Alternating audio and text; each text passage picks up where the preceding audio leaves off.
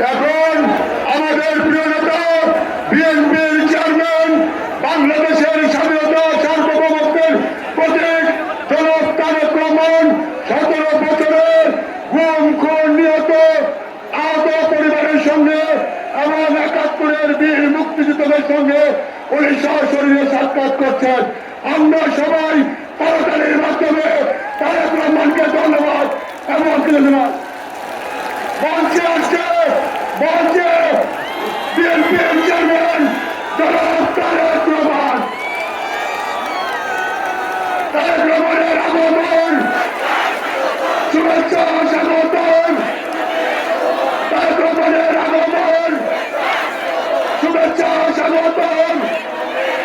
তারেক রহমানের আগমন শুভেচ্ছা স্বাগতম।